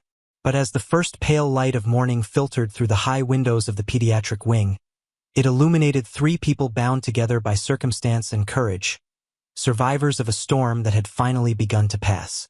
The hospital room in the pediatric wing bore little resemblance to the sterile examination bay where Tommy had first whispered his truth. Cheerful murals of woodland creatures adorned the walls, and the morning sunlight filtering through the blinds cast a warm glow across the room. Tommy lay sleeping in the standard hospital bed, which looked enormous around his small frame. His injured wrist had been properly set and cast during the night, a blue cast, his choice when offered options. Jessica dozed in the recliner beside him, her body curved protectively toward her son even in sleep. Elaine paused in the doorway, reluctant to disturb their rest. Her shift had officially ended hours ago, but she'd stayed through the night, unwilling to leave until she was certain of their safety. The events in the emergency department, Richard's appearance with the gun, the chaotic moments that followed, had led to his arrest on multiple serious charges. With no possibility of immediate bail, Tommy and Jessica were safe for the moment. Jessica stirred, her eyes opening to find Elaine in the doorway. She straightened, running a hand through her disheveled blonde hair. "What time is it?" she asked, her voice rough with exhaustion. "Just after 9, Elaine replied, stepping into the room. "How is he?" They both looked at Tommy, whose sleep remained mercifully undisturbed. The anxious tension that had marked his features for so long had eased somewhat, though he still looked too small, too fragile for all he had endured. "The sedative they gave him is still working," Jessica said. "The doctor said he needed the rest after." She trailed off, the events of the night still too raw to verbalize. Elaine nodded, understanding. "I wanted to check on you both before I head home. Dr. Cooper will be by later this morning, and Mia from Social Services will return around noon to discuss next steps." "Next steps?" Jessica echoed, the words hanging heavy with uncertainty. "I don't even know what those are. Where we'll go, what we'll do." Richard controlled everything. "Our bank accounts, the house, even my car is in his name." "That's what Mia will help with," Elaine assured her, taking a seat in the chair opposite Jessica. "There are resources available, legal aid, emergency housing, financial assistance." Jessica's eyes filled with tears. "I never thought I'd be here, a domestic violence victim in a hospital, with nothing but the clothes on my back." She wiped at her eyes. "I used to be a teacher, you know, before Richard. I had my own apartment, my own life. Then he came along, so charming, so concerned about Tommy having a father figure. By the time I realized who he really was—" "You don't have to explain," Elaine said gently. "Abusers are masters at isolation and control. They don't start with violence, they start with care, with solving problems, with making themselves indispensable." Jessica looked at her with surprise. "You sound like you understand." "My brother is a domestic violence attorney," Elaine explained, "and I've seen enough cases come through the ER to recognize the patterns." She hesitated, then added, "My mother was in an abusive relationship after my father died. I was 16 when we finally left." "How did you do it?" "Start over, one day at a time," Elaine said honestly. "It wasn't easy, but eventually we built a new life. One where we weren't walking on eggshells, where every decision wasn't weighed against the risk of violence." She leaned forward slightly. "It is possible, Jessica. Different, harder in some ways, but possible. Tommy stirred in the bed, mumbling something in his sleep. Both women turned to watch him, their conversation pausing until he settled again. "What happens now?" Jessica asked quietly. "With Richard, is he really going to stay in jail?" Detective Foster, she took over the case from Detective Harmon, says the charges are substantial. Assault with a deadly weapon, attempted kidnapping, child abuse, domestic violence. And with the ER security footage showing him with the gun. Elaine shook her head. "It's unlikely he'll get bail, at least initially." Relief washed over Jessica's face, followed quickly by apprehension. "But eventually there will be a trial. Tommy and I will have to testify." "That's still a way off," Elaine reassured her. "And there are protections in place for victims, especially children. Tommy might be able to testify via closed-circuit television, for instance." A soft knock on the door interrupted them. Vivian Moore, the CPS caseworker, stood in the doorway, her practical bob framing a face that looked as tired as Elaine felt. "I hope I'm not intruding," she said. "I wanted to update you before the formal meeting later today." Jessica straightened, immediately alert. "Is something wrong?" "No, nothing like that," Vivian assured her, entering the room and closing the door softly behind her. "Actually, there have been some positive developments. Detective Foster executed a search warrant on your home this morning. They found substantial evidence corroborating Tommy's statements, photos documenting previous injuries, a journal Richard kept detailing disciplinary actions, and most significantly, a hidden camera system that recorded the basement where Tommy was confined." Jessica's hand flew to her mouth. "He was recording it? All of it?" Vivian nodded grimly. "It appears he kept detailed records and surveillance footage, possibly as a way to control you both through fear, or simply as a manifestation of his need for dominance. Either way, it provides compelling evidence. So Tommy won't have to testify?" Hope flickered across Jessica's exhausted features. "It's too early to say definitively," Vivian cautioned, "but this evidence significantly strengthens the case. The district attorney will make those decisions as the case progresses." Elaine watched as Jessica absorbed this information, the complex interplay of emotions, relief, horror at the invasion, anger at the methodical documentation of their suffering. "There's something else," Vivian continued, her tone softening. "The search also uncovered financial documents, accounts in your name that you may not have been aware of. It appears Richard was moving assets around, possibly in preparation for." She hesitated. "For what?" Jessica prompted. "The documents suggest he was planning to leave the country with Tommy," Vivian said carefully. "There were passport applications, correspondence with a private school in Switzerland, and wire transfers to an account there." Jessica's face drained of color. "He was going to take Tommy away from me." "It appears that way," Vivian confirmed. "But he didn't succeed. And now, this evidence further supports the need for protective custody and eliminates any question about the danger he poses." The conversation continued, delving into immediate practical concerns: Jessica's access to funds, temporary housing options, security measures. Elaine remained present, offering what support she could, but increasingly aware of her own exhaustion pressing at the edges of her consciousness. "I should let you both rest," she said finally, rising from her chair. "I'll come back later if that's all right." Jessica reached for her hand, gripping it with surprising strength. "Thank you doesn't begin to cover it," she said, her blue eyes, so like Tommy's, bright with tears. "You saved us, Elaine, not just by stopping Richard last night, but by listening to Tommy in the first place. By believing him when so many others didn't." Touched by the raw gratitude, Elaine squeezed Jessica's hand in return. "Take care of yourselves.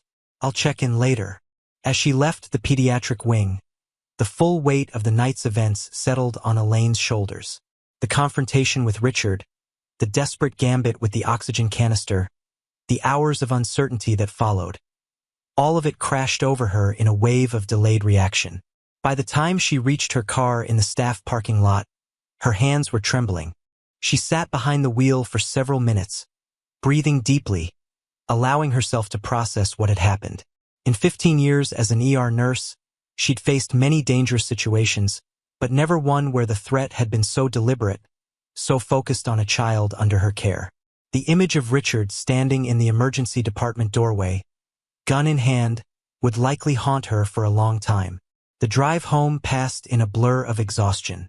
Elaine's small bungalow on the outskirts of Boston welcomed her with familiar comfort. The creaking porch step, the tangle of autumn chrysanthemums she'd been meaning to tidy up, the soft jingling of her cat's collar as Jasper greeted her at the door. "Hey, buddy," she murmured, bending to stroke his orange fur. Quite a night.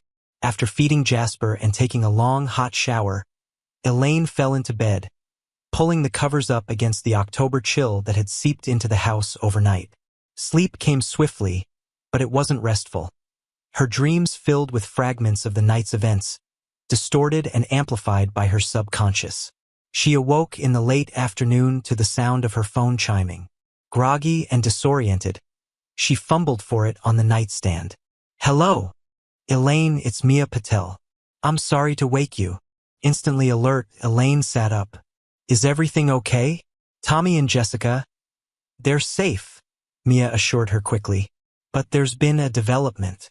Richard Blackwood's attorney has already filed a motion challenging the protective custody order. They're claiming Jessica is mentally unstable and has coached Tommy to make false allegations." Elaine's stomach clenched.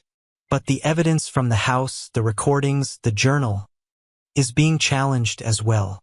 They're claiming it was taken out of context, that the discipline was reasonable and the confinement was a timeout method, not abuse."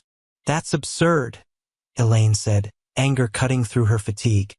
"Tommy has cigarette burns on his arms. X-rays show multiple healed fractures consistent with ongoing abuse." "I know," Mia said, her own frustration evident. "But Richard's attorney is well-connected and aggressive. They're pushing for an emergency hearing tomorrow morning." Elaine swung her legs over the side of the bed, already calculating how quickly she could get back to the hospital. "What can I do?" "Your medical documentation is crucial," Mia explained. "The detailed notes you made, the photographs, they're some of our strongest evidence. Detective Foster would like to take your formal statement this evening, if possible." "Of course," Elaine agreed immediately. "I can be back at the hospital in an hour." "Thank you," Mia said. "And Elaine, Jessica is asking for you. She's holding up remarkably well, considering everything, but I think your presence would be reassuring for her and Tommy." The thought of the small family facing yet another challenge, another fight against a system that too often favored the powerful, strengthened Elaine's resolve. "I'll be there," she promised. True to her word, Elaine arrived at the hospital an hour later, having traded her usual scrubs for jeans and a sweater since she wasn't on duty. She found Tommy's room easily, now guarded by a uniformed officer, a precaution that was both reassuring and a stark reminder of the continuing danger. Inside, the scene had changed somewhat. Tommy was awake, sitting up in bed with a tray of largely untouched hospital food before him. Jessica sat beside him, speaking softly with Detective Foster, a competent-looking woman in her 40s with close-cropped dark hair and attentive eyes. Mia stood near the window, reviewing documents on a tablet. Tommy spotted Elaine first, his face lighting up with a smile that transformed his features. "Nurse Winters," he called, more animated than she had yet seen him. Jessica and the others turned at his exclamation. Relief crossed Jessica's face. "Elaine, thank you for coming back." "Of course," Elaine replied, moving to Tommy's bedside. "How's that wrist feeling, Tommy?" He held up the blue cast proudly. "It doesn't hurt much anymore. And everyone can sign it." The cast already bore several signatures. Doctors, nurses, and a particularly elaborate one that appeared to be from Mia. "May I?" Elaine asked, pulling a pen from her purse when Tommy nodded eagerly. She signed her name with a small heart beside it, adding to the collection. "Nurse Winters," Detective Foster said, extending her hand. "I'm Detective Eliza Foster. Thank you for coming in. Your intervention last night was remarkable." Elaine shook her hand. "I just did what was necessary to protect my patient." Nevertheless, your quick thinking likely prevented a tragedy. The detective gestured toward the door. If you have time now, I'd like to take your formal statement about both the initial examination and last night's events. Of course, Elaine agreed. She turned to Tommy. I'll be back in a little while. Okay? Tommy nodded, then asked hesitantly, Is Richard still in jail? The simple question carried the weight of a child's deepest fear. Elaine met his eyes directly, knowing that honesty, delivered gently, was what he needed. Yes, Tommy, he is, and a lot of people are working very hard to make sure he stays there and can't hurt you or your mom again. Tommy absorbed this, then nodded again, some of the tension leaving his small shoulders. Okay. Elaine followed Detective Foster to a small conference room that had been set up for taking statements. Over the next 2 hours, she provided a detailed account of her interactions with Tommy and Richard, from the moment they arrived in the ER to the chaotic confrontation the night before. The detective recorded her statement, occasionally asking for clarification but mostly allowing Elaine to speak uninterrupted. Your notes on the initial examination are extraordinarily detailed, Detective Foster commented, reviewing Elaine's documentation. The discrepancies between the reported mechanism of injury and the clinical presentation are clearly outlined. I've handled suspected abuse cases before, Elaine explained. I know how important thorough documentation is for legal proceedings. In this case, it may be the difference between Richard Blackwood being held accountable or walking free, the detective said gravely. His attorney is already working to undermine the case, claiming the medical assessment was biased, that you led Tommy to make false statements. Anger flared in Elaine's chest. That's absurd. Tommy's physical injuries alone tell the story. The wrist fracture was days old, not hours as Richard claimed. The cigarette burns were in various stages of healing, indicating repeated, deliberate injury. The pattern of bruising on his back was consistent with belt marks, not a fall. I agree, Detective Foster assured her, and the evidence from the house strongly supports your assessment. But Richard Blackwood is wealthy, connected, and desperate. His attorney is already trying to suppress the evidence from the search, claiming procedural violations. What about the recordings? Elaine asked. Vivian mentioned he kept video of Tommy in the basement. A shadow crossed the detective's face. They're disturbing, to say the least, but also damning. If that evidence is admitted, it will be very difficult for Blackwood to maintain his innocence. Their conversation was interrupted by a soft knock. Mia opened the door, her expression urgent. Sorry to interrupt, but we have a situation, she said. Richard Blackwood's mother has arrived at the hospital, demanding to see Tommy. She's claiming grandparental rights and has brought her own attorney. Detective Foster stood immediately. Where are they now? Hospital administration is stalling them in the conference room, Mia explained. But they're being quite insistent. Mrs. Blackwood is claiming that Jessica is mentally unstable and that she, as Tommy's step-grandmother, should be given temporary custody. Elaine felt a chill. Another angle of attack, she murmured. If Richard can't get direct access, he'll try through his family. Exactly, Detective Foster agreed grimly. This is a coordinated legal strategy. Where are Jessica and Tommy now? Still in the room with the officer, Mia replied. Jessica is pretty shaken up. Apparently, Mrs. Blackwood has been trying to call her all morning, making threats and demands. I need to speak with hospital legal counsel, Detective Foster said, gathering her notes. We need to ensure the protective order extends to family members who might act as proxies for Richard. As the detective and Mia left to address this new challenge, Elaine returned to Tommy's room. She found Jessica pacing anxiously, while Tommy watched with wide, worried eyes. Elaine, Jessica said when she entered. Richard's mother is here. She's threatening to take Tommy, saying I'm an unfit mother. She's always hated me, always taken Richard's side no matter what he did. She's not going to take Tommy, Elaine assured her firmly.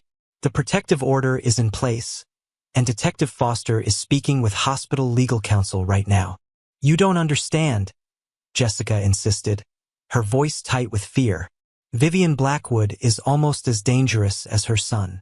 She's the one who taught him how to manipulate people, how to maintain that perfect public image while being a monster in private. Tommy had drawn his knees up to his chest, his small face pinched with renewed anxiety. Elaine moved to his bedside, speaking gently but with conviction. "Tommy, I promised you that you would be safe here, and I meant it. No one is going to take you away from your mom. Not Richard, not his mother, not anyone." Tommy searched her face, looking for any sign of uncertainty. Finding none, he relaxed slightly, though his eyes still held a wariness that no 7-year-old should possess. "Can we go somewhere else?" he asked in a small voice. "I don't want to see her." The question broke Elaine's heart, but she understood his fear. "Let me find out what's happening," she promised. "I'll be right back." In the hallway, she found Mia returning from the conference with Detective Foster and hospital administrators. "What's the status?" Elaine asked immediately. "The hospital's legal counsel is clear that the protective order covers all visitation," Mia explained. "Mrs. Blackwood has no legal right to see Tommy without Jessica's consent, which obviously isn't forthcoming. Detective Foster is explaining the situation to her now." "How's she taking it?" Mia's expression was grim. "Not well. She's threatening lawsuits, claiming Jessica has poisoned Tommy against the entire Blackwood family. It's..." She hesitated, choosing her words carefully. "It's illuminating to see where Richard learned his tactics." "Tommy's asking if they can go somewhere else," Elaine said. "He's scared of seeing her, and frankly, I don't blame him." Mia nodded thoughtfully. "We were already discussing transfer to a more secure location. This might accelerate that timeline." She glanced at her watch. "Let me speak with Vivian Moore. CPS has safe houses specifically for situations like this, where a high-risk abuser has resources and connections that might compromise standard shelters." While Mia made her calls, Elaine returned to Tommy's room to update Jessica. The next few hours unfolded in a carefully orchestrated sequence. Hospital discharge papers were prepared, arrangements made with a specialized domestic violence shelter, and security measures enhanced. By evening, plans were in place for Tommy and Jessica to be transferred discreetly to a safe house outside the city. As they prepared for departure, Detective Foster arrived with news. "Richard Blackwood has been formally charged with multiple felonies," she informed them. "The district attorney is pushing for continued detention without bail, citing flight risk and the evidence of his plans to leave the country." Relief washed over Jessica's face. "So he'll stay in jail during the trial?" "That's our expectation," the detective confirmed. "The preliminary hearing is tomorrow morning.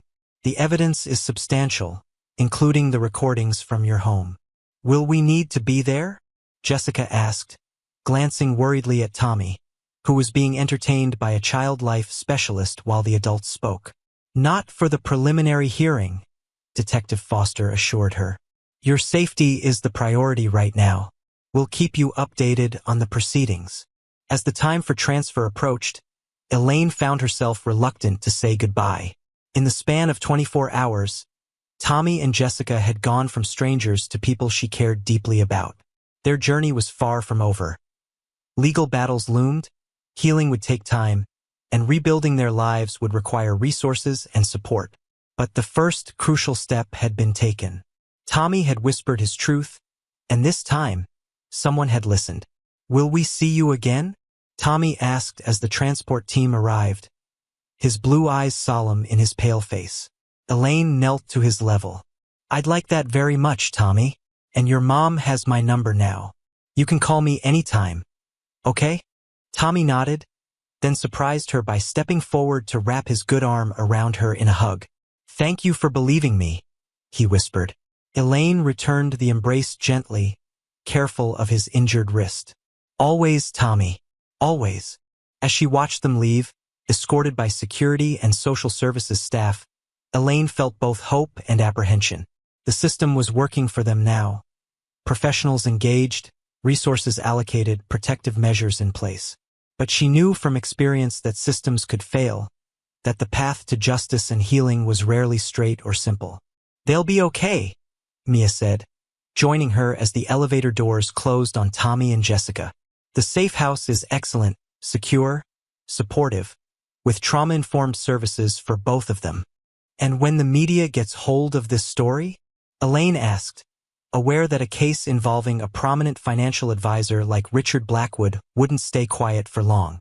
When his attorney starts spinning narratives about Jessica's mental health or Tommy being manipulated, Mia sighed, acknowledging the challenges ahead. We fight back with truth, with evidence, with the systems designed to protect them. She paused, then added, and with people like you, who notice the signs and have the courage to act. As Elaine gathered her belongings to leave the hospital, exhaustion settled over her once more. The crisis had passed, at least for now, but the impact of the past 24 hours would linger. She knew from her brother's work how these cases typically unfolded. The legal battles, the attempts to discredit victims, the long journey toward healing and justice. But she also knew something else, that sometimes the simple act of believing a child could change everything. That whispered truths, when heard and honored, could break cycles of abuse that had seemed unbreakable. That systems, for all their flaws, could sometimes work as intended when the right people were engaged at the right moments. As she stepped out into the crisp October evening, Elaine thought of Tommy's blue eyes, of the fear that had given way to fragile hope, of the small hand that had reached for hers in trust. Whatever challenges lay ahead for him and Jessica, that moment of connection, of one human being truly seeing another's pain and responding with care, would remain a foundation upon which healing could be built. And in the quiet of her car, before starting the drive home, Elaine allowed herself a moment of gratitude for the privilege of being that foundation, for the sacred responsibility of bearing witness to a child's truth, and for the profound reminder that sometimes the most important thing any of us can do is simply listen. 6 months later, the April sunshine poured through the windows of Elaine's small bungalow, warming the living room where Tommy Mills sat cross-legged on the floor, focused intently on the jigsaw puzzle before him. At 7.5, he still carried the shadows of his experiences in his watchful blue eyes, but those eyes now sparked with life and occasional mischief, glimpses of the carefree child emerging from beneath layers of trauma.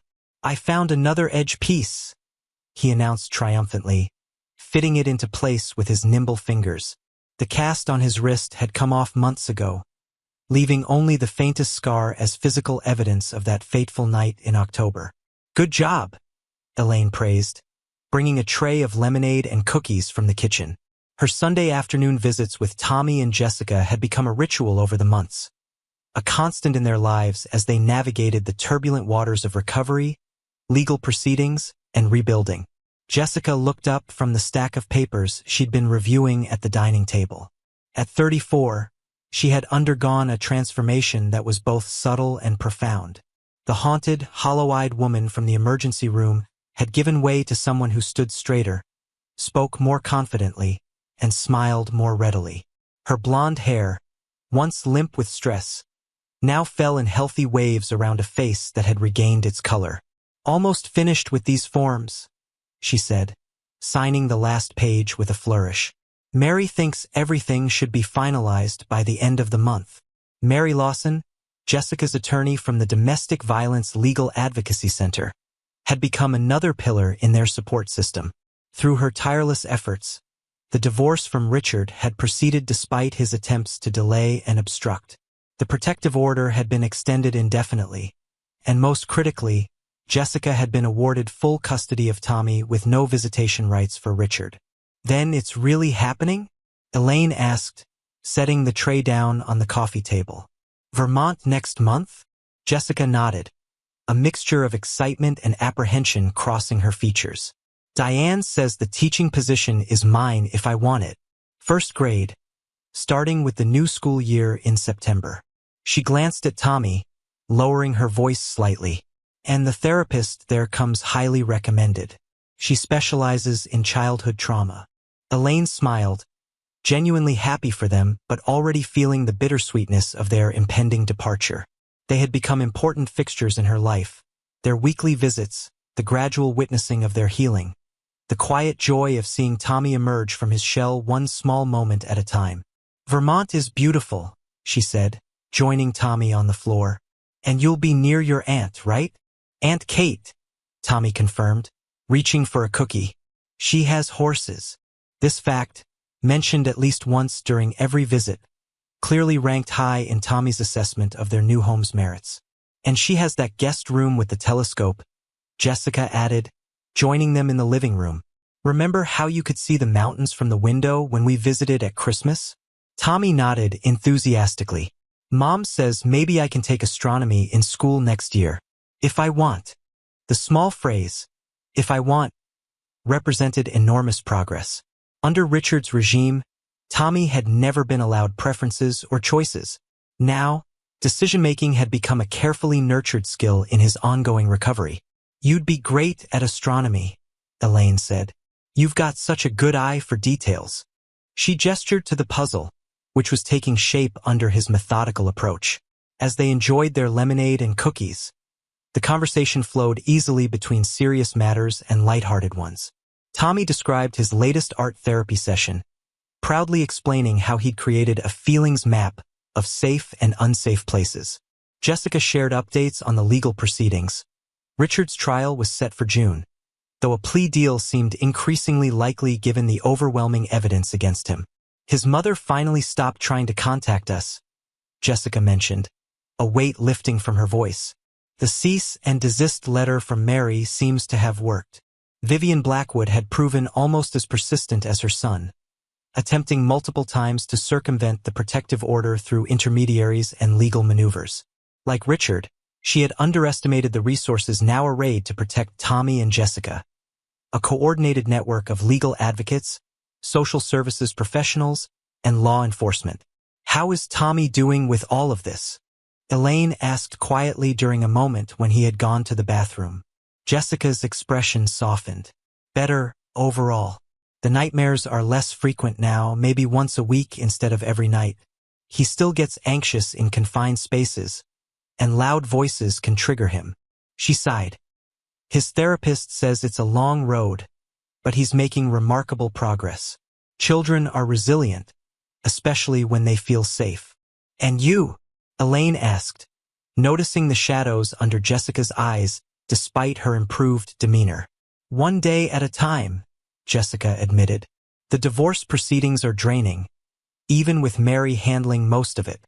Richard's still trying to claim mental instability on my part, still trying to paint himself as the victim. She shook her head.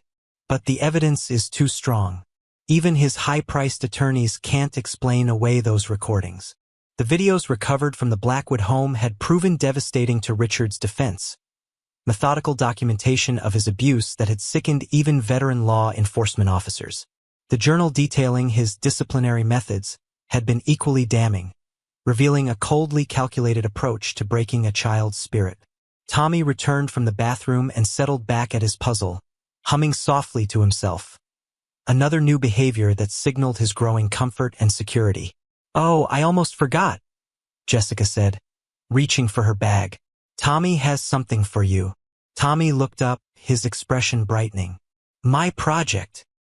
He scrambled to his feet and took a large envelope from his mother, presenting it to Elaine with a mixture of pride and shyness. I made it in art therapy. It's for you. Elaine accepted the envelope, touched by the gesture.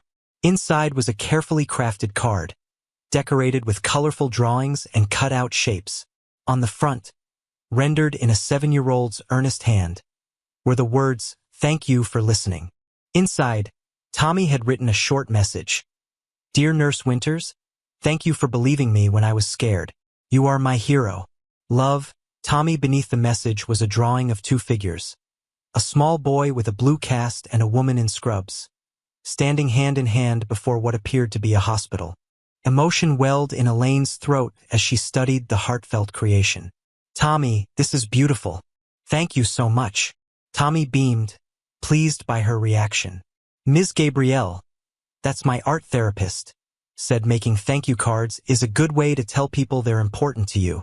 Well, you're very important to me too, Elaine said, carefully setting the card on her mantelpiece where it would be displayed prominently.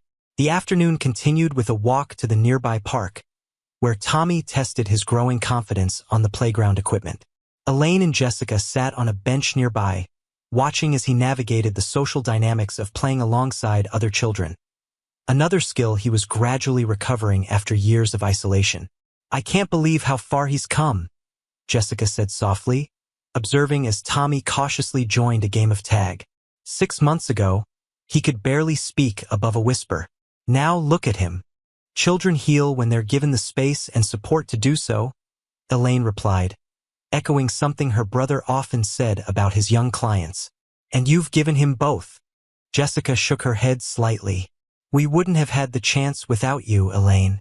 If you hadn't noticed the inconsistencies that night, if you hadn't created an opportunity to speak with Tommy alone." She trailed off, the alternative too painful to articulate. "You would have found a way out eventually," Elaine assured her. "You were already looking for opportunities, already trying to protect Tommy." "Maybe," Jessica conceded. "But who knows how much more he would have suffered before that happened. How much more I would have endured, believing I had no options." She turned to face Elaine directly. "You changed our lives that night, not just by stopping Richard when he came back with the gun, but by seeing what others had missed. By believing a little boy's whisper when everyone else accepted the story they were told."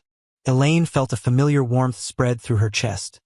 Not pride, exactly, but gratitude for having been in the right place at the right time, with the right training and instincts to make a difference. "It's why I became a nurse," she said simply. "To help people when they're most vulnerable." They watched Tommy for a while longer, his laughter carrying across the playground as he grew more comfortable with the game. The sound was precious, a reminder of childhood's resilience and the healing power of safety. "We'll stay in touch from Vermont," Jessica promised as they gathered their things to head back to Elaine's house. "Weekend visits might be harder, but we could FaceTime regularly. And maybe you could visit us sometime? Diane's guest house has plenty of room." "I'd like that," Elaine said sincerely. "Very much." As they walked back through the neighborhood, Tommy's energy seemed inexhaustible. He skipped ahead, stopping to examine interesting rocks or pick dandelions that had pushed through the spring soil. His curiosity, so long suppressed by fear, now emerged in a constant stream of observations and questions. "Look, a robin," he called, pointing to a bird pulling a worm from a neighbor's lawn. "Did you know they can hear worms moving underground? That's how they find them." Jessica and Elaine exchanged smiles at his enthusiasm. Another sign of his healing, this ability to find wonder in ordinary things. Back at Elaine's house, the afternoon light had begun to soften, signaling that their visit would soon end. Tommy returned to his puzzle, determined to complete it before they left. Jessica gathered their belongings, organizing the various papers and resources she'd accumulated during their monthly meeting with the domestic violence support team. "The advocate says we should be prepared for Richard to continue legal challenges even after the divorce is finalized," she mentioned, sorting documents into folders. "He's apparently telling people he'll never stop fighting for his family." Elaine felt a chill at the words, recognizing the thinly veiled threat beneath the seemingly benign statement. "Mary has connections in Vermont, right? People who can help ensure the protective order is enforced across state lines." Jessica nodded. "She's already coordinated with an advocacy group there. The school administration has been briefed, and the local police have his photo. All the safeguards we can put in place we have." She sighed, a flash of the old fear crossing her features. "But sometimes I still wake up at night, certain he's found us." "That's normal," Elaine assured her. "Trauma doesn't disappear overnight, but you're doing everything right. Protecting Tommy, getting support for yourself, building a new life." Jessica's phone chimed with a text message. "That's our ride," she said, checking the screen. "The support group carpool." Tommy looked up from his nearly completed puzzle. "But I'm not finished yet," he protested, disappointment evident in his voice. "Tell you what," Elaine suggested. "Why don't you finish it here, and I'll frame it for you? It can be waiting in your new room in Vermont when you move." Tommy's face brightened at the suggestion. "Really? You'd do that?" "Of course," Elaine promised. It's a beautiful puzzle. It deserves to be displayed. Satisfied with this plan, Tommy carefully transferred the unfinished puzzle to a cardboard backing that Elaine provided, ensuring no pieces would be lost. As Jessica helped him into his jacket, he turned to Elaine with unexpected solemnity. "Can I ask you something?" he said, his voice dropping to a near whisper reminiscent of that first night. "Of course, Tommy. Anything. Are you going to be okay when we move away?" The question revealed a depth of empathy that many adults never achieved. Concern for someone else's feelings even amid his own significant transitions. Touched by his thoughtfulness, Elaine knelt to meet his eye level, a position that had become natural in their interactions. "I'll miss you both very much," she said honestly. "But knowing that you're safe and happy in Vermont will make me happy too. And we'll stay in touch, just like your mom said." Tommy considered this, then nodded, apparently satisfied. "And you'll come visit the horses?" "I wouldn't miss it," Elaine promised. As they prepared to leave, Tommy suddenly stepped forward and wrapped his arms around Elaine in a fierce hug. "Thank you," he whispered in her ear, echoing the message from his card. "For listening." The simple phrase held volumes. Gratitude for that crucial moment in the emergency room, for the ongoing support, for being a steady presence during the most turbulent time in his young life. Elaine returned the embrace, careful not to hold too tightly, respecting the boundaries that were an important part of Tommy's healing. "Always," she whispered back. "Always." Jessica's eyes glistened as she watched the exchange, her own emotions close to the surface. When Tommy stepped back, she moved forward to embrace Elaine as well. "I don't know how to thank you enough," she said softly. "Live your best life," Elaine replied simply. "Both of you. That's all the thanks I need." From the window, Elaine watched as they walked to the waiting car, Tommy chattering animatedly about something that made Jessica laugh. The afternoon sun caught in their matching blonde hair, creating momentary halos around their heads. They looked, in that instant, like any ordinary mother and son heading home after a pleasant visit. Not survivors of years of calculated cruelty, not witnesses in an ongoing criminal case, just two people moving forward together into a future that held genuine promise. Elaine's gaze fell on Tommy's card, now displayed prominently on her mantelpiece. "Thank you for listening." Such a simple act, listening, yet one that had changed the trajectory of 3 lives irrevocably. In her 15 years as an ER nurse, Elaine had learned that sometimes the most important medical intervention wasn't a procedure or medication, but the willingness to hear what wasn't being said, to notice what others missed, to create space for truth to emerge. As the car carrying Tommy and Jessica disappeared around the corner, Elaine felt not sadness but a profound sense of rightness. Their journey toward healing would continue in Vermont, with new challenges and triumphs that she would witness from a distance. Her own life would continue here in Boston, where other patients would need her training, her compassion, her willingness to listen. That night, as she prepared for her next shift at Mercy General, Elaine thought about the emergency department where it had all begun. The sterile examination bay where a small boy had found the courage to whisper his truth. The fluorescent-lit corridor where a desperate man had made his final attempt at control. The quiet pediatric room where healing had taken its first tentative root. Hospitals were transitory spaces by nature, places where people passed through during crisis, rarely staying long enough to witness the full arc of recovery. Yet sometimes, if you were fortunate, you caught glimpses of the lives you touched unfolding beyond those institutional walls. Tommy and Jessica were such a glimpse for Elaine, a reminder that even in the most broken systems, individual actions could create openings for transformation. As she pinned her badge to her scrubs and checked her equipment one last time, Elaine felt a renewed sense of purpose. Tonight there would be other patients, other challenges, other opportunities to notice what others might miss. And somewhere in Vermont, a small boy with haunting blue eyes and his resilient mother were packing for a new beginning. Alive, healing, and free because someone had taken the time to listen to a whispered truth. For Elaine Winters, veteran ER nurse who had seen humanity at its most vulnerable and its most cruel, that knowledge was enough. More than enough. It was everything.